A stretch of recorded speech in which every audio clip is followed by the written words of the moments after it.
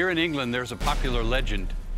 Just outside an ancient city lived a fire-breathing dragon. In order to pacify the dragon and satisfy its hunger, every day the people of the city gave the monster 2 sheep. When the sheep failed to satisfy the dragon, human sacrifices were required. Lots were drawn to determine the victim. And one day, the lot fell to the daughter of the king himself. The king offered all his wealth to purchase a substitute, to no avail. And so the young maiden, dressed as a bride, was led away to the marsh where the dragon lived. There was a soldier, a follower of Christ, named George, who happened by and saw the condemned girl. When the dragon attacked, George outfought the mighty beast.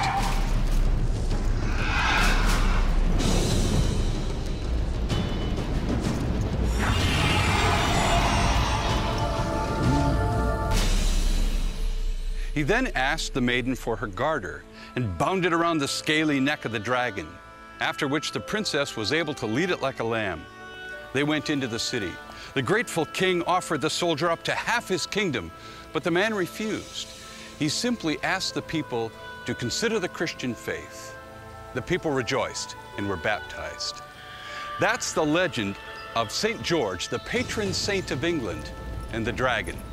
A myth, surely, an allegory filled with symbolism. But in the center of that myth is this strange creature. Where did such a creature come from?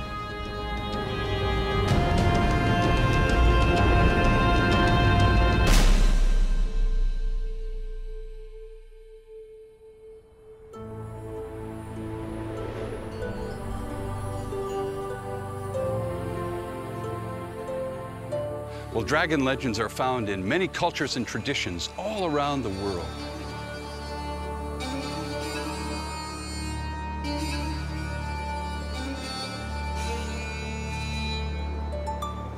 Dragons abound in Chinese children's stories, Babylonian legends, and Aztec tales.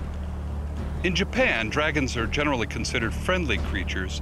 Children read stories of great dragon keepers and heroic dragon riders. Medieval European legends feature dragons who lived in wild, remote regions, guarding great treasures. Images of dragons are preserved on family crests and national shields. But what could have inspired all these stories? Is the dragon simply the creation of inventive minds? Or could dragon stories be based in reality, possibly related to dinosaurs or other amazing reptiles that we find in the fossil record?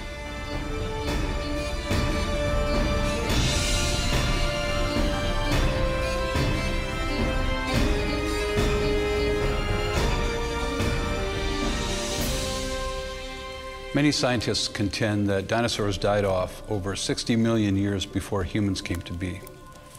The possibility that humans and dinosaurs ever coexisted is unthinkable to them. But what does the Bible say? Genesis 1 tells us that God made the animals of the land, air, and sea in the same week that He created human beings. In this case, humans would have been alive on the earth at the same time as these creatures. Dinosaur fossils, believed to be laid down during Noah's flood, suggest that dinosaurs were certainly alive at the time of Noah, only a few thousand years ago.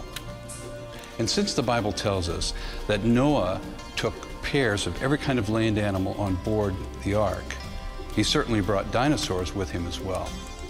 This is consistent with recent discoveries of soft tissue and red blood vessels preserved in dinosaur fossils, a find that suggests dinosaur bones are not nearly as old as many scientists assume.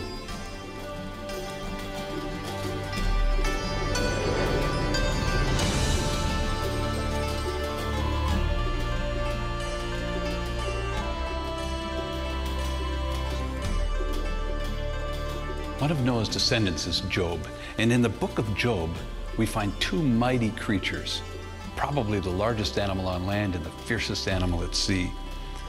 Behold now, Behemoth, God says to Job, as recorded in chapter 40, which I made along with you. He eats grass like an ox, his strength is in his loins, and his power is in the muscles of his belly. He moves his tail like a cedar. Some Bible footnotes suggest that this may be a reference to an elephant or hippopotamus.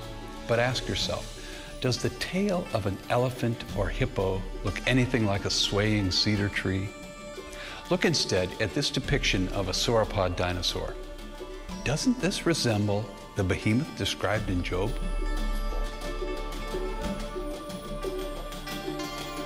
There's one possible place where the Bible describes a dinosaur, and it would be the behemoth described by God to Job in the book of Job. And God's talking to Job about a specific animal, and he goes into a great amount of detail to describe this animal. In fact, it's one of the most detailed descriptions of an animal in the entire Bible. He's got a description there, several verses describing his attributes, his characters. When you compare those descriptions with living organisms, it doesn't fit. But it does fit the description of a sauropod dinosaur, the Brontosaurus type dinosaur, the Apatosaurus dinosaur. It's big, everything about it is enormous and strong, and as you read that, you can picture in your mind immediately one of the great sauropod dinosaurs. I suspect that the animal described in Job chapter 40, called Behemoth, is in fact a dinosaur that lived in the days of Job. The book of Job not only describes a behemoth, it also tells of another creature, this one called a leviathan. The animal given the name Leviathan is described as a sea creature, fast-moving, covered with scales, apparently can come out of the water to interact with humans at the surface of the water, has teeth, terrible roundabout, and so on. And most amazingly, it's described as breathing fire. Out of his mouth go burning lamps, and sparks of fire leap out.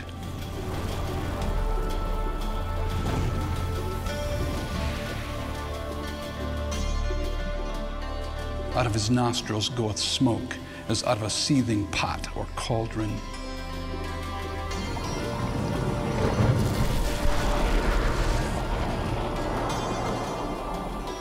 His breath kindleth coals, and a flame goeth out of his mouth. There's a lot of mystery with Leviathan. It's a most extraordinary creature.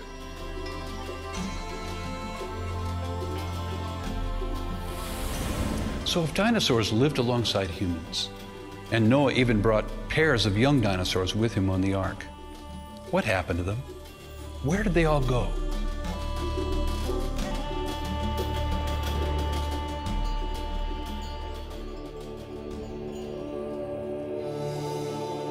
When I find fossils of dinosaurs in the record, I also find with them other organisms, including certain kinds of plants. I suspect those are the plants dinosaurs actually ate. If that's the case, then dinosaurs ate a different type of plant than we find commonly today. They ate a gymnospermous type of plant that is uncommon in the present.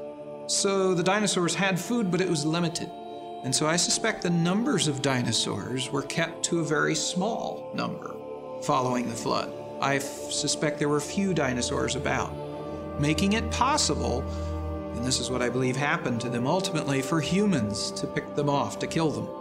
Perhaps humans killed predatory dinosaurs because they were afraid of them, or because they wanted to show off.